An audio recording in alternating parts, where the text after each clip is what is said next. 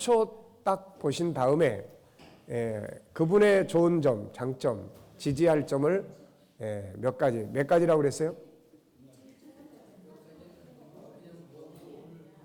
본인이 느끼는 대로. 자, 지금부터 10초입니다. 옆에 사람 한번 보십시오. 시작. 하나, 둘, 셋, 넷, 다섯, 여섯, 일곱, 여덟, 아홉, 열. 땡. 자, 이제 10초 동안 보셨으니까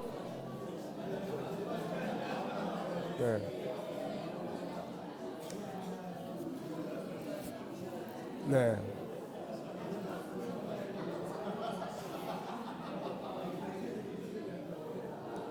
네, 아주 이거 좋은 프로그램이에요. 네.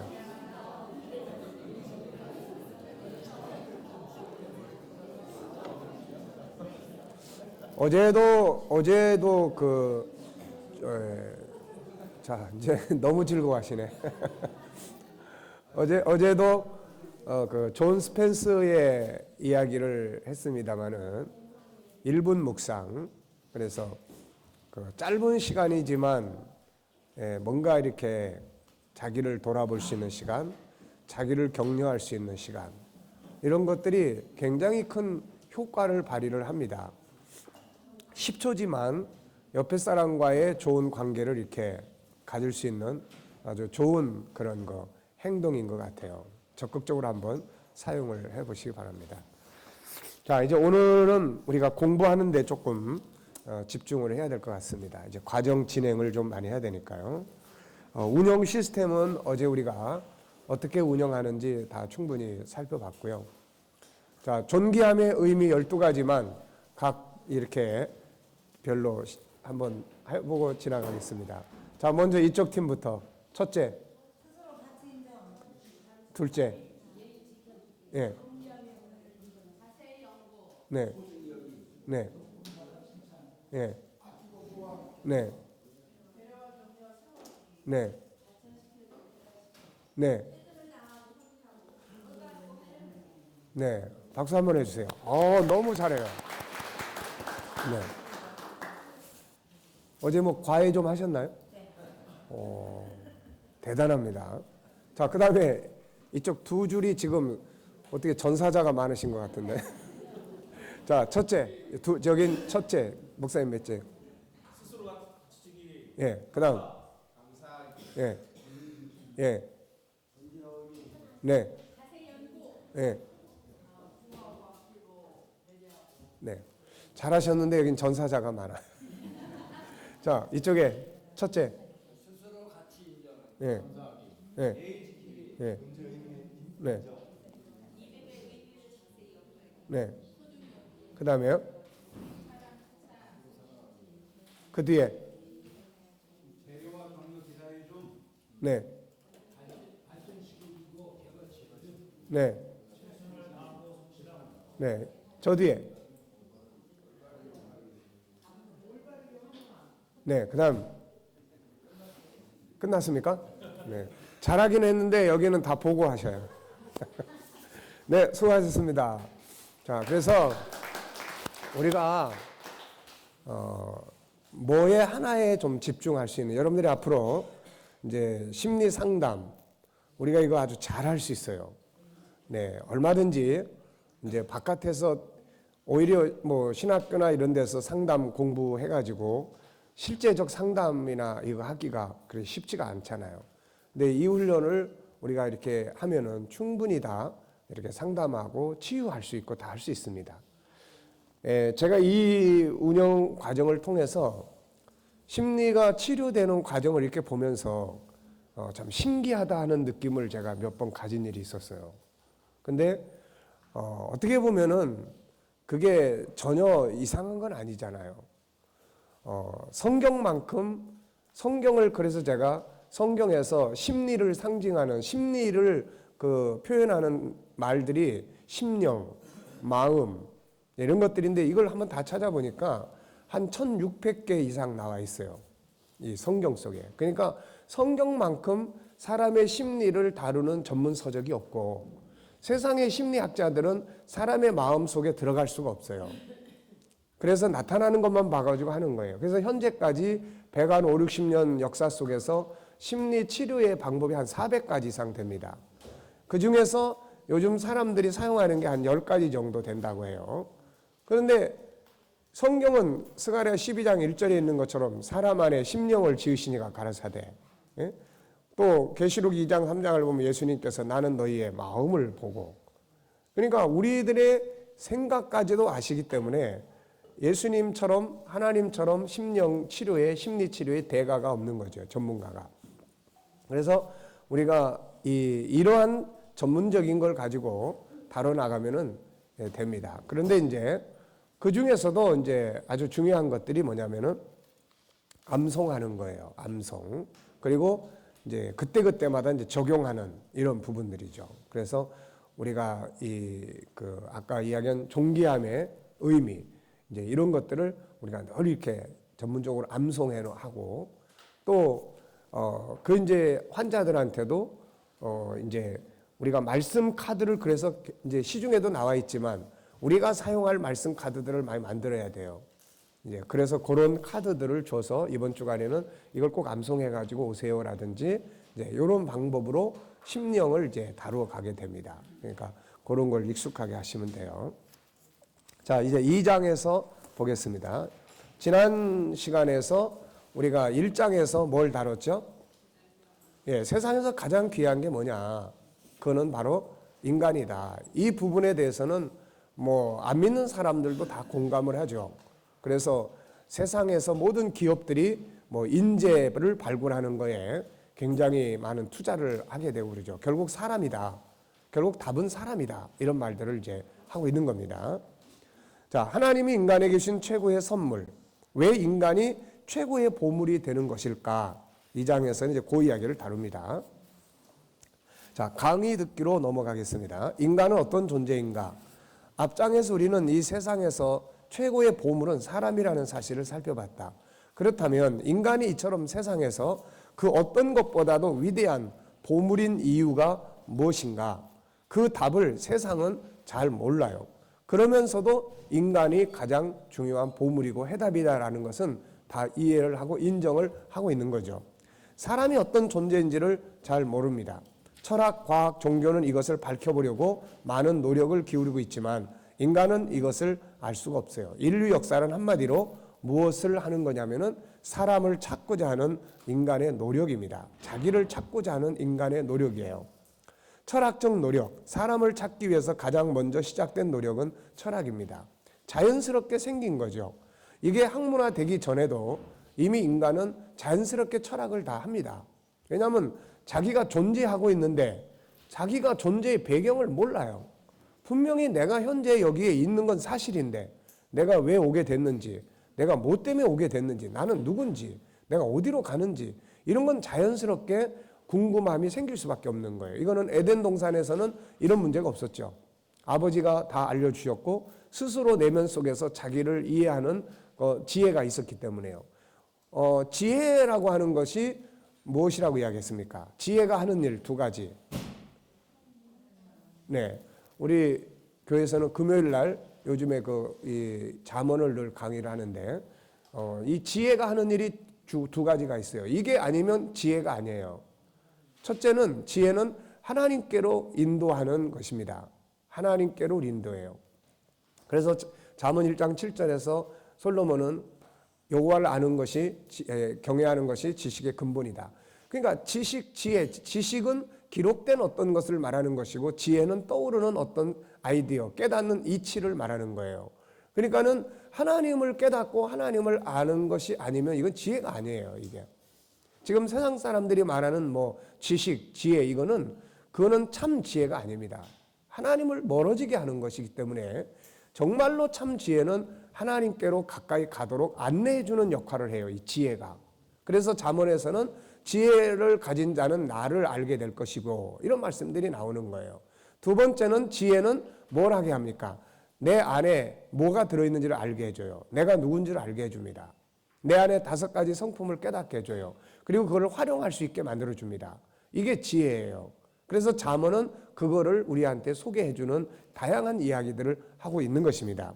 그렇기 때문에 에덴의 동산에서는 인간은 방황할 필요가 없었어요. 자기가 누군지 알았고 어떻게 존재하는지 알았고 다 알았기 때문에. 그런데 에덴에서 추방된 다음에 인간은 이게 존재는 분명히 하는데 내가 여기 있다는 사실은 분명한데 도대체 내가 왜 여기 있는 건지, 도대체 어디에서 온 건지, 어디로 가는 건지, 뭐 내가 만들어진 내가 도대체 어떤 구조로 되어 있는지 아무것도 아는 게 없어요. 그래서 이걸 궁금하게 여기 시작하고 이게 자연스럽게 철학이라는 이름을 갖게 돼요. 그래서 철학이라는 것은 본질을 추구하는 겁니다. 본질을 추구하는 지식적 사고를 우리가 철학이라고 이야기를 해요. 자, 그 다음에 두 번째는 이제 과학적인 노력입니다. 이런 걸 통해서 뭐 물질적 과학이든 아니면은 뭐 사회학적 과학이든 과학을 통해서 사람들은 인간을 찾기 시작을 합니다. 그 중에 하나가 뭐 이것도 과학이라고 하기도 애매모호한 것이 진화론이에요. 이게 실제로 다 증명이 되고 입증이 되느냐? 그것도 아니라고요. 이것도 가상의 어떤 설을 세워놓고 난 다음에 그거에 대해서 필요한 것만 갖다 맞춰가지고 하다 보니까 중간에 연결되지 않은 고리들이 너무 많은 거예요, 이게.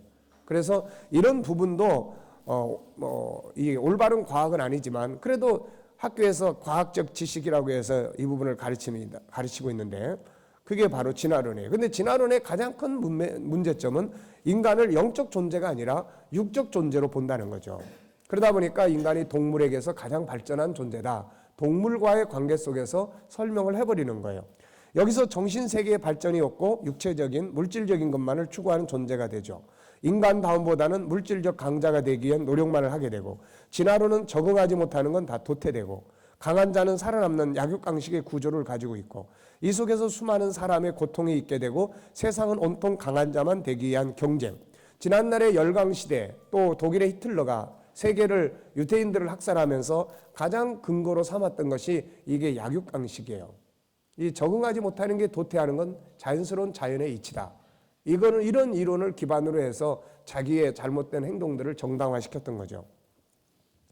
그리고 사회, 학교에서, 가정에서 모든 곳에서 도태될 자들이 되며 이 가운데서 고통과 좌절, 절망, 분노를 갖게 됩니다.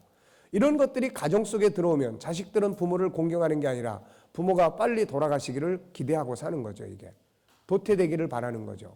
그러니까 이런 것들이 우리에게 고통을 가져다 줍니다. 그 다음에는 이제 의학적 노력이에요. 의학적 노력. 여기서는 이제 그런 정신의학적인 입장에서 이제 이야기를 해놓은 것들을 좀 써놨는데요. 정신의학적인 것뿐만 아니라 우리가 이 육체적인 오장육부를 다루는 의학도 역시 다 사람의 뭔가를 알고자 하는 그런 이제 노력들입니다. 이게 그래서 계속해서 의학이 발전하면서 인간의 내부를 들여다볼 수 있는 육체적 내부를 들여다볼 수 있는 그런 뭐 안에 그 뭐예요? 대장이나 위장이나 뭐 우리의 머릿속에 흐르는 뇌 혈류나 뭐 이거 전부 다 지금은 들여다볼 수 있는 데까지 발전을 하고 있는 거죠. 그러면서도 인간이 항상 궁금해한 건 도대체 마음은 어디에 있는 거냐. 특히 뇌과학자들이 굉장히 궁금해 여기는 부분이에요. 그래서 인간의 마음이 가슴 속에 있는 거냐, 머릿속에, 뇌 속에 있는 거냐. 그래서 나름대로 많은 연구들을 하지만 결국 인간의 마음이 뇌 속에 있는 게 아니잖아요. 그래서 어제도 우리가 오면서 잠깐 그런 이야기 했습니다만은 뇌과학이 아무리 발전을 해도 생각의 기능이 뇌를 지배하는 거예요. 그래서 우리의 생각이 우울하면 뇌 속에서 우울함에 대한 어떤 성분들을 호르몬을 나타내는 거고 우리 생각이 기쁘게 되면은 우리 뇌 속에서 기쁨의 호르몬이 발생하게 되는 거예요. 그러니까 이런 부분들 그래서 다만 우울증이나 이런 것들이 좀 심해졌을 때는 뇌 속에서 나온 호르몬 우울하게 하는 호르몬이 우리의 뇌를 한동안 그대로 머물러 있어요. 피가 나온 것이 흡수되지 않고 있는 것처럼. 그래서 약물 치료를 병행하는 이유가 그런 데 있는 거예요. 그렇지만 근본적인 것은 생각을 바꾸도록 하는 정신치료예요. 이것이 되지 않고서는 이게 안 됩니다. 이게. 그래서 그런 이제 육체적인 부분들에 대해서도 연구를 하고 인간에 대해서 연구들을 많이 하지만은 결국 이제 그런 정신의학자들은 이제 이런 이야기를 많이 했어요. 그 중에 프로이드의 이야기입니다. 19세기 말 오스트리아의 정신과 의사 프로이드는 정신병의 원인을 찾기 위해 뇌를 연구하기 시작했다. 프로이드는 정신병원의 원인을 뇌 조직의 이상으로 생각하고 뇌를 연구한 것이다. 그러나 프로이드는 정신병 환자의 뇌 조직을 아무리 연구해도 정상인의 그것과 전혀 다르지 않다는 사실을 발견했고, 그래서 그는 뇌로부터 정신병의 원인을 찾을 수 없을 뿐만 아니라 의식을 찾을 수 없다는 결론을 내리죠. 그래서 프로이드는 정신질환의 원인을 다른 각도에 찾기 시작했는데, 이런 노력의 결과로 그는 사람의 의식은 뇌와는 별개의 것으로 존재하는 하나의 실체라는 결론을 내립니다. 다시 말하면 마음은 사람의 내부에 존재하는 하나의 실체로서 공간을 갖고 있으며 에너지처럼 역학적인 힘도 갖고 있다고 했어요. 우리는 이런 문제를 그렇게 어렵지 않게 볼 수 있잖아요. 바로 영혼이죠, 영혼. 영혼 속에 영혼을 영혼으로 나눠서 이야기할 수도 있습니다만은 결국 실체는 영적 존재라는 거죠. 거기서 나와서 우리를 움직이게 하는 것들이 이제 마음이다, 생각이다, 다양한 이야기들을 우리가 할 수 있습니다. 분명한 건 육체와 연결되어 있는 영적 실체, 이게 존재한다는 거예요. 그래서 영혼과 육체가 연결되는 부분을 우리는 세포, 신경이라고 이야기를 합니다. 그래서 그런 부분들, 그 다음에 신경생리학자 존 에클스, 노벨상 수상자이며 오스트레일리아의 신경생리학자인 존 에클스는 뇌의 진화라는 저술을 통해 마음은 뇌와 독립적으로 존재하는 것이어서 육체가 죽음을 당하면 마음은 육체와 영영 이별하는 것이라고 했다. 따라서 심성의학, 이것은 사람의 마음을 다루는 의학에서는 마음은 뇌와 별개로 존재한다고 본다. 심성의학에서 마음은 육체와 독립적이기 때문에 유체 이탈이 가능하다고 생각한다. 유체 이탈이란 마음이 육체로부터 벗어나 다른 공간으로 잠시 여행한 후 제자리로 돌아오는 현상을 말한다. 기독교적인 입장에서는 입신 상태와 같은 현상이고, 심령과학적인 입장에서 볼 때는 영이 유체를 이탈해서 돌아다니다가 오는 이런 상태를 이야기한다는 것이죠. 자, 철학자 데카르트는 인간은 정신적 실체와 물리적 실체로 이분되어 있고 상호작용을 한다고 주장했다. 그 후로 서양 의사들은 정신과 육체의 병을 전혀 다른 것으로 보고 구분하여 진료하기 시작했다. 이런 경향은 1928년 플레밍이 페니실린을 발명하면서 박테리아에 의한 감염병과 같은 단순한 육체적인 질병 치료가 획기적 발전을 하면서 더욱 짙어졌다. 자, 네 번째는 종교적 노력이에요. 모든 종교는 기본적으로 인간의 뭔가에 대한 관심을 갖고 있습니다. 자, 특히 불교에서의 불교는 바로 그런 부분을, 그래서 불교는 종교적 개념을 가지고 우상도 숭배하고, 하지만 이건 샤머니즘과 결합된 거예요. 본래 불교는 철학적 요소를 가지고 있는 철학입니다. 그래서 사람이 어머니의 태안에 있기 전에 뭔가, 전라남도 광주 부근에 있는 백양사에 있는 절에 가보면 이 목고라는 글귀를 새겨놓은 탑이 있다. 불교에서는 깨달음을 얻기 위해 선을 행하는데 이때 의제로 사용하는 것을 화두라 하고, 그 화두는 1700가지에 이른다. 그 중에 나는 태어나기 전에 어떤 존재였는가를 깨닫기 위해 화두로 사용하는 것이 바로 이 목고다. 여기에 보면 이제 이 목고라고 있죠. 나중에 궁금하신 분은 백양사에 가보시면은 저 안에 들어가 보면 있습니다. 탑 아래 부분을 보면 제목을 설명하는데, 내용인즉 사람이 어머니의 태안에 잉태되기 전에는 어떤 존재였는가를 깨닫기 위한 주제라고 설명한다. 자, 안타까운 것은 아무리 이 목고를 생각하며 돌을 닦아도 인간은 결코 이 목고를 알 수가 없다. 왜냐하면 내가 존재할 때 그곳에 내가 없었기 때문이다. 이런 이야기를 하나님께서 직접 하신 것이 욥기서 38장 이하의 이야기예요. 내가 무엇을 만들 때 네가 옆에 있었느냐, 네가 봤느냐, 이런 말씀이죠. 네, 그래서 인간은 자기가 존재할 때에 옆에 있지를 않았어요. 그러니까 알 수가 없는 겁니다. 이게 부모님이 내가 생명으로 태어날 때 옆에 있지를 않았어요. 심지어는 어머니가 우리를 태안에 잉태를 시켜도 그게 2주, 3주, 엊그저께도 보니까 태어나기 전까지도 몰랐던 여자에 대한 이야기가 며칠 전에도 그 인터넷 뉴스에 나왔더라고요. 혹시 보신 일 있습니까? 네. 배가 아파가지고 병원에 갔어요. 병원에 가서 이제 몇 가지 검사를 하고 그러는데, 가서 소변 받아오라고 그랬던가 어쨌든 해가지고 화장실 가서 볼일을 보는데 뭐가 쑥 빠져나가는 것 같은 느낌이 들어가지고 보니까 애가 나온 거야, 이게. 네. 이게 얼마나 황당한 일입니까? 근데 더 안타까운 거는 그 애 아빠하고 헤어진 상태야, 지금. 네. 그래도 자기는 애기를 데려가서 잘 키우겠다고 그러더라고요. 그러니까 어쨌든 간에 바로 인간은 내 안에 생명, 내가 낳는 생명이 잉태하고 있음에도 모르는 거예요, 이게. 예. 그러니 인간이 자기 자신을 어떻게 알겠어요? 궁금한 건 분명한 거예요. 이 먹고 내가 도대체 누군가요? 어머니 태 안에 있기 전에 난 도대체 어떤 존재로 있었느냐. 네. 그래서 불교는 결국 윤회라는 이론을 만들고 윤회라는 것을 이제 이야기를 하지만 이제 성경은 그렇게 이야기를 하지 않죠. 그래서 이목고의 해답이 성경 어디에 기록되어 있다고 그랬어요? 네. 우리가 당신이 보물입니다 해서 자세하게 설명하고 있습니다. 시편 139편에서 다루고 있는 거죠. 자, 성경이 밝혀주고 있는 인간의 실체, 세상의 노력으로 인간을 이해할 수 없습니다. 그 이유는 사람은 사람을 창조하는 과정에 없었기 때문이에요. 그러나 성경은 창조주가 인간을 만드신 전 과정을 설명합니다. 성경은 인간에 대한 프로그램이에요.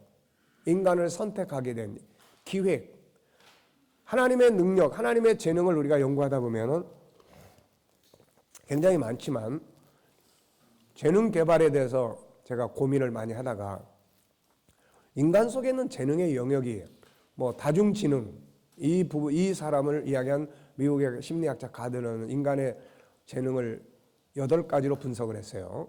뭐 스포츠 분야, 음악 분야, 뭐 공간 지능, 또 뭐 언어 지능, 뭐 이런 논리적 무슨 뭐 이런 지능 해가지고 어쨌든 8가지로 이야기했는데, 야, 이게 과연 인간 속의 재능이 어느 부분이 있을까 고민하다가 아버지를 닮았으니까 성경 속에 나타나는 아버지 하나님이 행하신 능력을 좀 연구를 해보자, 그런 생각이 들었어요. 그래서 성경 속에 나타나는 하나님의 능력이 무엇인가, 어떤 영역에서 어떻게 나타나는가, 우리에게도 이게 분명히 있는데, 그래서 보니까 한 7가지 정도를 정리를 할 수가 있겠더라고요. 물론 더 많지만 큰 틀에서 이제 보면 첫째가 기획의 능력이에요. 기획. 창세 전에 하나님은 만물을 계획하시고 하나님의 뜻을 정합니다. 이게 기획이에요. 기획, 계획. 우리가 그 능력을 가지고 있는 거예요. 그걸 닮은 거예요. 그래서 계획을 세울 수 있고 또 이 부분들을 이제 기획할 수 있고, 요즘에는 이 기획의 능력이 굉장히 높은 가치를 가지고 있습니다. 물건을 만드는 것도 중요하지만 그 속에 보통 우리는 그걸 보고 뭐라 그래요? 그 안에 담겨지는 것들을 우리는 뭐라고 이야기하냐면 컨텐츠라고 이야기를 해요. 건물을 지면 이 건물 속에 무슨 어떤 의미를 담을 것인지 이런 것들에 대한 연구예요. 요즘에는 이런 가치 창조나 이런 게 훨씬 더 경제적 창출을 많이 합니다, 이게. 그래서 기획의 능력이에요. 그 다음에 이 기획의 능력을 가지고 하나님 그 다음 뭐 했습니까? 이제 창조했죠. 그 하나님의 창조의 역사를 보면은 3가지로 나타나는데, 하나는 무에서 유를 창조해내는 거고, 하나는 유에서 유를 창조시키는 거고, 3번째는 또 변형이에요. 변형. 그래서 사람을 변화시키는 거고, 이런 거예요. 요즘에 와서 가장 많이 사용되는 이 창의력은 바로 변형입니다. 변형. 그러니까 무에서 유를 창조하는 건 하나님만 하시는 거고, 유에서 유를 만들어내는 건 땅속에서 기름을 찾아낸다든지, 또 무슨 태양에서 어떤 열을 끌어낸다든지, 또 무슨 나무 뿌리에서 어떤 약의 성분을 끌어낸다든지, 이런 것들이에요. 근데 이제 이런 것들을 끌어내놓고 난 다음에 사람은 거기 자꾸 변형시키는 거예요. 자꾸 변화를 시켜요. 저걸 딱 보는 순간에 저걸 이런 식으로 바꾸면 더 좋겠다. 변화를 시도하는 거예요, 이게. 그러니까 그런 우리가 주로 하는 창조는 유에서 유, 아니면 변화죠, 변화. 변화를 하려고 하다 보면 정보가 많아야 돼요. 그래서 공부가 필요한 겁니다. 네. 우리가 어떤 내용들을 보고 나면은 저걸 조금 더 이렇게 하면 편할 수 있을 텐데라는 아이디어 창출이 만들어져요. 네. 그래서 우리나라에서 이렇게 창의력에 아주 상을 20몇 번인가 받은 사람이 있는데, 이 사람 이야기가 나온 걸 한번 보니까 이 사람 그런 이야기예요. 자기는 어렸을 때부터 동화책을 그렇게 많이 읽었는데 창의력 개발에 하기 위해서는 동화책보다 좋은 게 없다고 이야기를 해요. 이솝의 이야기도 그렇고 그러니까 왜냐하면 동화책 자체가 현실보다는 어떤 아이디어예요, 그게. 그러니까 그거를 보면서 그걸 현장으로 끌어내는데 굉장히 좋은 아이디어가 많이 창출될 수 있다, 이렇게 이야기해요. 그리고 또 하나는 상대방이 불편한 점이 뭔가를 찾아라. 그걸 해결해 주는 것이 아이디어고 창의력이다.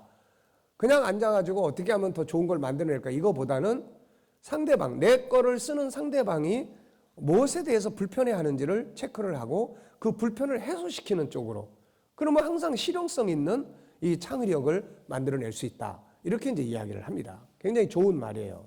그래서 이제 우리가 그런 것들을 이제 참고할 필요가 있습니다. 그래서 두 번째는 창조의 능력이에요.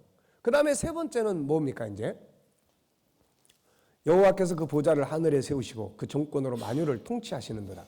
히브리서 1장을 보면 예수님께서 만물을 지으시고 말씀으로 만물을 다스리시고, 그러니까 이게 시편 104편에도 하나님께서 어떻게 만물을 통치하시는지, 또 눈에 보이는 통치, 보이지 않는 만물의 질서, 에레미야 33장인가요? 그 마지막 부분에 보면은 모든 만물 속에는 하나님의 통치에 주야의 규례와 법과 원칙이 있어요. 이 질서입니다, 이게. 그러니까 이 어떤 우주 과학자들이나 이런 사람들이 하는 거는 그런 우주 만물의 질서를 찾아내는 거예요. 질서를. 저게 왜 저렇게 돌아갈까? 아, 이런 원리에서 이렇게 되는구나. 그래서 모든 만물 속에는 원리가 있고 질서가 있어요. 그래서 언어도 마찬가지예요. 언어. 내가 이런 말을 쓰면 이런 결과가 나와요. 왜 원망하지 말라는 말들을 많이 합니까? 고린도서 10장에서 원망하지 말라는 말을 많이 해요. 근데 원망의 뜻을, 그 의미를 보면은 한탄하고 싶은 일이 일어나기를 간절히 열망하는 마음, 이것이 원망이에요. 그러니까 이 원망을 계속하는 사람은 한탄하고 싶은 간절한 소원을 계속 이야기하는 거야. 그러니까 결과가 어떻게 돼요? 한탄하는 일이 많이 생기는 거예요. 그래서 너희는 너희 조상처럼 하지 마라. 저희는 다 원망하다가 망했다. 이러는 거예요. 왜 감사하라고 그럽니까? 감사라는 말을 의미를 들여다보면은 이 자꾸 좋은 일들이 생기게끔 만드는 게 감사의 의미예요, 이게. 네. 그러니까 미국에서 어느 트럭 회사에서 이 상품을 실어 나르는 운전수들이 상품을 잘못 다루고 하는 바람에 자꾸 망가지고 부서지면서 회사가 적자가 많이 생겼어요. 그래서 이 회사가 컨설팅 회사한테 의뢰를 했습니다. 문제가 뭔지 분석을 좀 해주세요. 해가지고 거기에서 비싼 돈을 주고 컨설팅 이제 담당자가 와서 분석을 다 했고, 마지막으로 내려놓은 처방은 이분들을 장인이라고 이름을 기사나 운전기사 또 아저씨 이런 이름 하지 말고 이 장인으로, 기술자로 이름을 호칭을 해보세요 라고 조언을 했어요. 처음에 사람들은 다 웃었습니다. 무슨 교육도 아니고 이름만 바꾼다고 그래가지고 호칭만 바꾼다고 이게 되겠습니까? 근데 그거는 철저하게 바꾸게 했어요. 그래서 김기사 이게 아니고 김장인, 또 뭐 아저씨 이게 아니고 박장인, 네, 이렇게 부르기 시작했어요. 근데 이 언어가 놀라운 능력을 발휘하기 시작을 합니다. 이게 자기가 장인이라는 것은 달인이라는 것이고 기술자라는 말이고 최고로 높은 기술자에게 주는 명칭이에요. 이거는 누구나 다 알아요. 자기를 그렇게 불러주니까 그때부터는 자기가 그렇게 행동을 해야 된다는 책임감을 느끼기 시작을 합니다. 그래서 이 회사가 1년 지나 2년 지나면서 그 망가지고 했던 것들이 대폭 줄어들고 나중에 없어지는 거예요, 이게. 왜? 자기가 장인으로서 관리를 하는 거예요, 이제. 네? 이게 무슨 말이냐면은, 여러분 혹시 이런 말 들어봤습니까? 뭐죠? 유전자, 편집. 네, 유전자 편집. 그 인터넷 속에 들어가 보면은 그 이야기 많이 나옵니다. 이게 뭐냐면은, 사람의 안에 들어있는 유전자가 쭉, DNA 유전자가 쭉 있잖아요. 그런데 그 유전자 편집 가위를 가지고, 그걸 가지고 그 안에 들어있는 부정적인 요소를 잘라내버리는 거예요, 이게. 그러면 긍정적인 요소만 다 남겠죠. 이거를 의학에다가 적용을 하면은 질병을 만들어내는 유전자를 다 잘라내버리면은 이제 어떻게 돼요, 이게? 건강을 회복하는 거예요. 그래서 많은 연구를 합니다, 이게. 근데 영국에서 이 방법을 최초로 적용을 했어요. 임상 실험을 하는 과정에서 1살짜리인가 그 아기가 백혈병에 거들려 가지고 이젠 다 죽게 됐는데, 그 죽게 된 상황에서 그 부모가 의뢰를 했어요. 임상을 해달라. 그 유전자 편집에 대한 임상을 해달라. 어차피 아이가 죽게 된다면 마지막 희망을 여기다 걸 테니까 임상을 해달라 해가지고는 아이를 맡겼어요.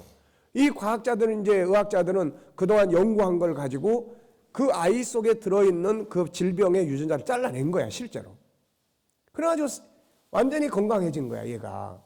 그러니까, 그래가지고 지금 그 분야에 대해서 굉장히 많은 연구들을 합니다. 물론 이거는 사실 인간학적 측면이나 도덕적 윤리적 측면에서는 이런 거 하면 안 되죠. 왜냐하면 하나님이 만들어 놓은 어떤 그런 유전자까지, 예를 들어서 그 안에 뭐 좀 바보스러운 유전자가 끼어 있다. 다 잘라내버려. 다 천재로만 만들어야 된다. 이건 굉장히 위험한 발상이죠, 이게. 근데 의학, 지금 아파서 죽게 된 사람한테는 이게 필요한 이런 또 아이러니한 그런 상황을 가지고 있는 거예요.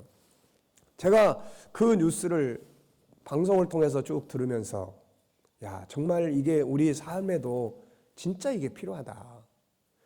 어제도 이야기했잖아요. 우리가 사용하는 언어들 중에 사용하지 말아야 될 언어를 잘라내야 되는 거예요.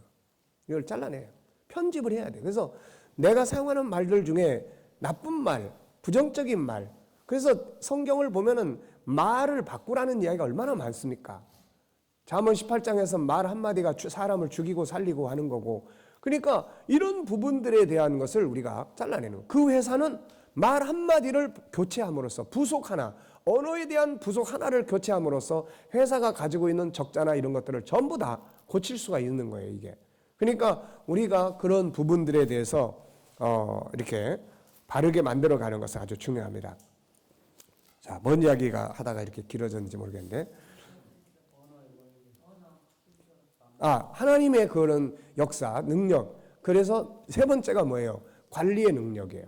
그러니까 우리가 하나님이 우주와 만물을 관리하기 위해서 어떤 시스템과 어떤 내용들을 보이는 시스템, 보이지 않는 부분들에 대해서 결국 관리라는 게 뭐예요? 시스템이고 네트워크 아닙니까?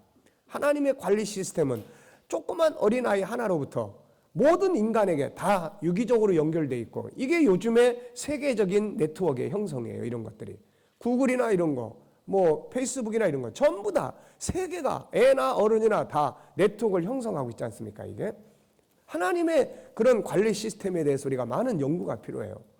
그러면은 그 연구들을 가지고 우리가 현실 속에서 적용하고 활용할 때 굉장히 뛰어난 그런 어떤 그 기획력, 그 관리 능력을 가질 수 있습니다. 그 다음에가 뭐예요? 이제 문제가 생겼죠. 창세기 3장에서 인간이 범죄하고 타락하고, 그럼 이제 어떻게 해야 됩니까? 이제 문제 해결의 능력이에요. 회복, 복구예요, 복구. 수많은 아이디어 창출은 문제를 복구하는 데서 생깁니다.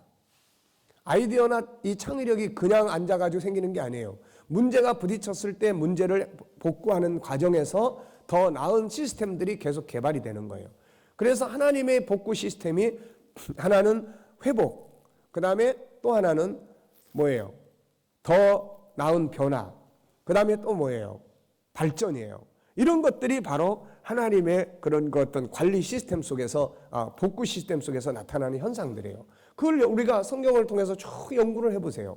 우리가 범죄했지만 그러나 더 큰 은혜 속으로 들어가게 하고 날마다 변화시켜가고 이런 것들이에요, 이게. 그래서 첫째는 뭐예요? 기획의 능력. 두 번째는 창조의 능력. 세 번째는 관리의 능력. 그 다음에 네 번째는 회복, 복구의 능력이에요. 그 다음에 다섯 번째는 뭐냐? 다섯 번째 복구. 다음에 그 다음 뭐가 나오면 될 것 같아요?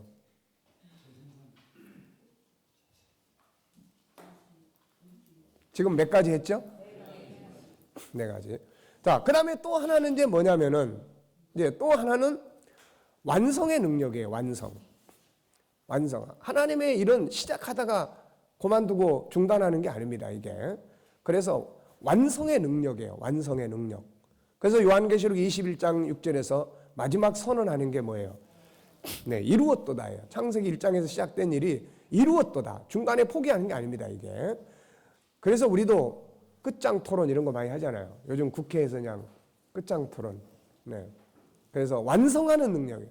그 다음에는 인간을 사랑하고 인간의 가치를 중요하게 여기는 이 능력입니다, 이게.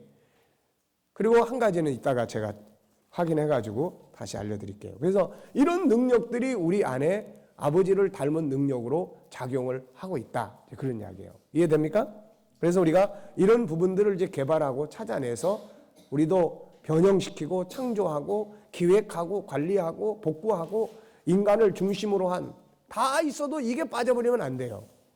인간의 가치를 존중히 여겨주시는 아버지. 그렇잖아요. 사람 앞에 와서 무릎 꿇고 멸시당하면서도 참고 견뎌주시는 능력. 이런 게 기적을 만드는, 인간을 구원하는 기적이에요. 자, 보겠습니다. 그렇다면 성경은 인간이 세상에서 가장 존귀한 보물인 이유를 뭐라고 설명합니까? 왜 인간이 가장 중요한 보물이냐? 그거를 설명해 주는 것이 바로 창세기 1장 27절이에요. 왜 인간이 세상에서 가장 존귀한 보물이에요? 그렇습니다. 동물을 닮은 존재나 또 인간을 닮은 존재나 이거 가지고는 안 돼요. 인간이 가장 뛰어난 보물이 되는 이유는 인간이 하나님의 형상을 가지고 있다는 거예요. 신의 형상을 가지고 있다는 거야, 이게. 이해됩니까? 이 정체성을 어제도 이야기했잖아요. 당신의 자녀가 당신을 닮으면 더 좋겠냐? 신을 닮은 자녀가 되면 더 좋겠냐? 네? 이 대답 앞에 안 믿는 사람이라고 해서 신을 닮기보다는 날 닮는 게 더 똑똑해집니다. 이런 말 할 사람은 거의 없어.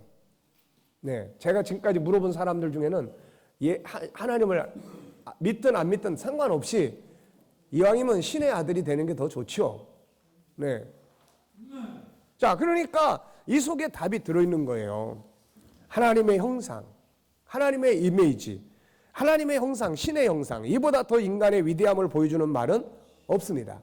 인간의 위대함은 바로 여기에 있어요. 그래서 계속해서 우리가 아이들한테도 태어날 때도 제가 우리 완이 이 성장해 나가면서 제일 많이 했던 말 중에 하나가 너는 특별한 존재다라는 말이었어요. 너는 특별한 아이다. 특별한 아이다. 왜요? 하나는 하나님이 너를 만들어 보냈으니까. 하나는 엄마 아빠 결혼한 지 14년 만에 널 낳았거든. 그러니까 특별한 아이다. 이런 이야기를 많이 해줬습니다. 그러니까 우리가 가장 중요한 정체성은 뭐예요? 내가 이걸 할 수 있어. 왜 할 수 있습니까? 세상에서는 그냥 이건 최면적인 요소야. Yes, I can. 근거가 없어. 근데 우리는 근거가 분명해요. 왜 할 수 있습니까? 그렇죠. 나는 하나님의 아들이니까. 내게는 그걸 할 수 있는 힘이 있어. 내 힘이 약하면 누구하고 합치면 돼? 아버지하고 합치면 되는 거야, 이게. 그러니까 우리가 못한다, 할 수 없다 이런 게 아니에요. 네, 이런 게 아닙니다. 그러니까 이런 자세들을 가지고 기도하고 자기를 연구하고 또 하나님과 소통하고 이 속에서 우리가 세상의 모든 것을 수용할 수 있고 이길 수 있는 능력이 생기는 거예요. 답이 어디에 있다고요? 하나님의 형상에. 다 그래서 외치라고 그러는 거예요. 나는 하나님의 자녀다. 네, 이걸 외치라는 거예요. 이게 아이들 속에서 명확하게 딱 새겨지면은 그게 자기 정체성이 되는 거예요. 나는 누구냐? 나는 하나님의 자녀야. 하나님의 자녀에게 뭐가 있는 거야? 하나님의 자녀는 어떻게 사는 거야? 하나님의 자녀에게 가장 중요한 건 도대체 뭐야? 어떻게 보면 우리는 교회 생활도 열심히 하고 하지만 이 분명한 정체성이 그 속에 뿌리 깊게 새겨지도록 만들어 놓지 못한 경향이 있습니다. 이런 문제가 오늘의 자기 신들을 약해지게 만들어버린 거예요. 약해지게. 그러니까 이제부터라도 우리가 이런 부분들을 강화시켜야 합니다. 자기개발 전문가 엘렌.S. 그레거면은 내 안에 천재를 찾아라라고 했고 또 앤서니 라빈스는 내 안에 잠든 거인을 깨워라고 이야기를 했어요. 그리고 인문학의 전문가 이지성 씨, 요즘 이분 이야기 많이 나오죠. 사람은 모두 천재로 태어난다는 것이 교육학의 정설이다. 이렇게 정리를 했습니다. 이런 말들이 어떻게 나올 수 있어요? 이것은 사람 속에 하나님의 형상이 있기 때문에 가능한 거예요. 사람은 자신 안에 가장 큰 거인, 가장 위대한 천재를 가지고 태어납니다. 하나님보다 더 큰 거인이 어디 있겠어요? 하나님보다 더 똑똑한 천재가 어디 있습니까? 인간은 바로 이 거인을 안고 세상에 태어났고 천재성을 가지고 세상에 옵니다. 인간은 모두 전능자 하나님의 형상을 가지고 있기 때문이에요. 우리가 하나님의 형상을 가지고 있다는 말은 그분의 뭘로 만들어졌어요? 예, 이 지위를 범죄함으로 잃어버린 거예요. 자녀가 원수가 된 거예요. 이 지위를 다시 회복시켜 주기 위해서 예수님이 십자가에 자기 목숨을 내놓은 거예요. 그래서 요한복음 1장 12절이 탄생한 겁니다. 요한복음 1장 12절이 뭐예요? 다 같이 한번 암송해 보세요.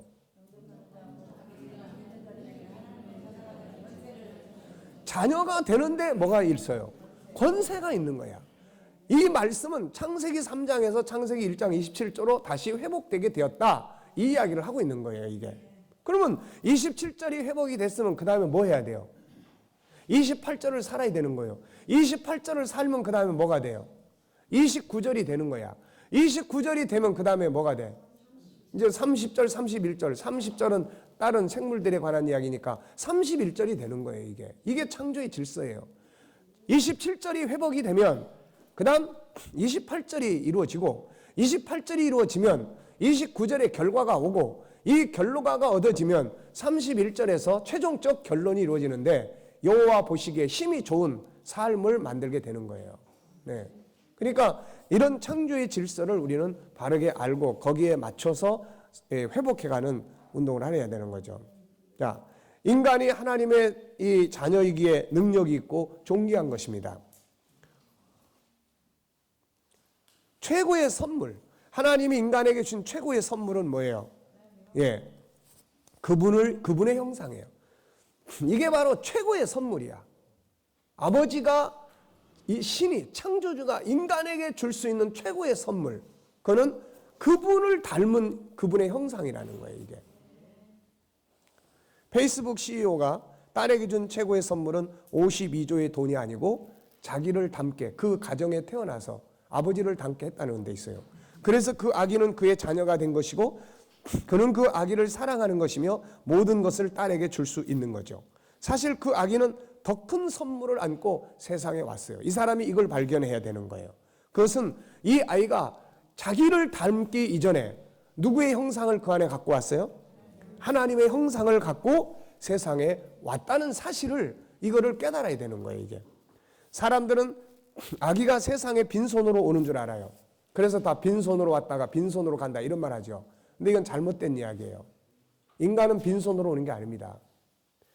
우리가 사실 겉으로 보면은 아무것도 가지고 없는 게 오는 게 맞아요. 그런데 이건 잘못 보는 거예요. 그 아기 안에는 하나님 아버지가 이 생명체를 보내면서 그 안에다 뭘 담아 보냅니까? 세상을 다스릴 수 있는 능력을 담아서 보내는 거야. 그래서 우리 가끔가다 그런 말 하잖아요. 제가 오래전에 우리 교인이 딸을 둘 낳고 셋째를 임신했을 때 목사님 어떻게 해요? 고민을 해서 제가 그런 이야기 했습니다.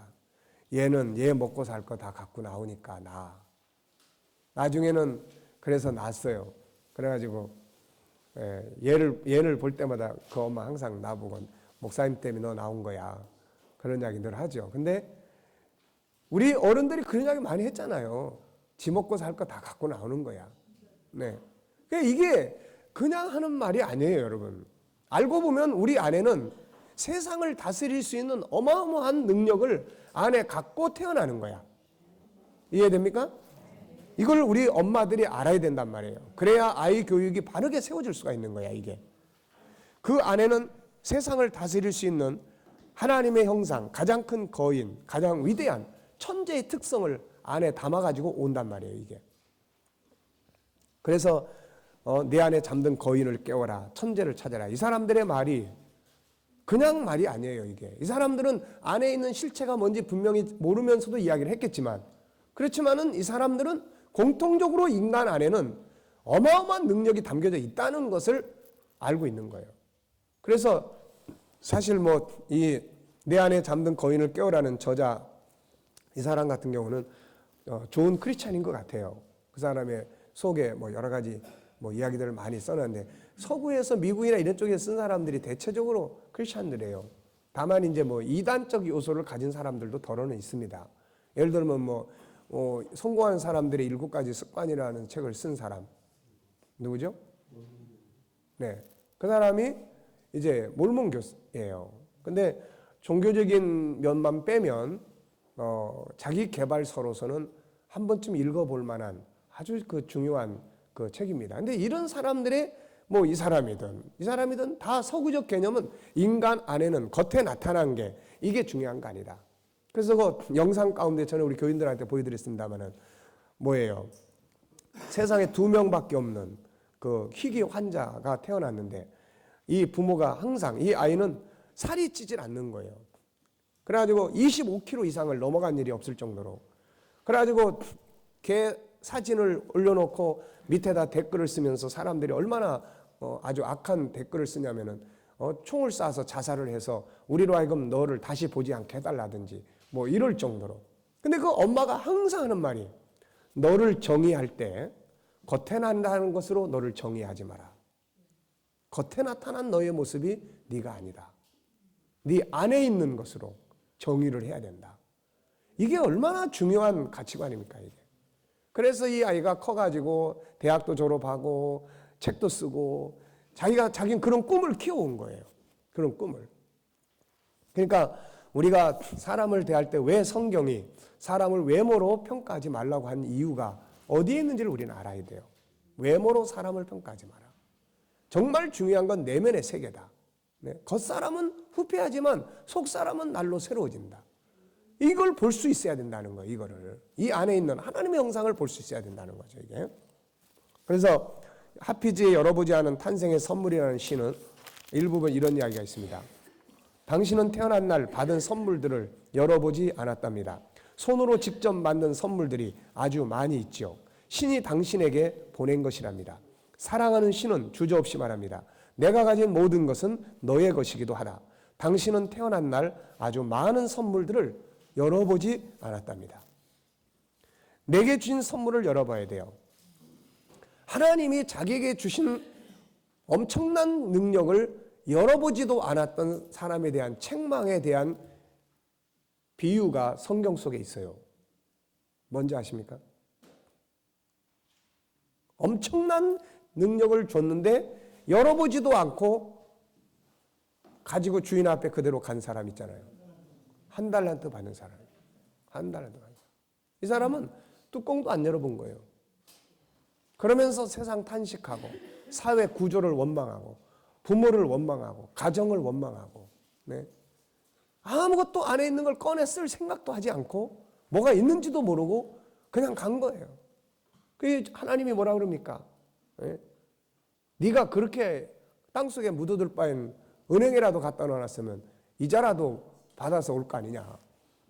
있는 것도 빼앗겨 쫓겨나 버리는 거예요. 그래서 우리가 영원성에서 나중에 천국을 이제 공부를 하잖아요. 천국을 공부하고 그 다음에 천국을 가진 사람들의 삶의 자세를 쭉 정리를 했어요. 그런데 그 중에 하나가 뭐냐면 내 안에 하나님이 담아주신 것을 그대로 가지고 가지 말라는 거예요. 네. 정말 우리가 천국을 바르게 알고 천국의 확신을 가지고 산다면 여러분 한번 생각해 보세요.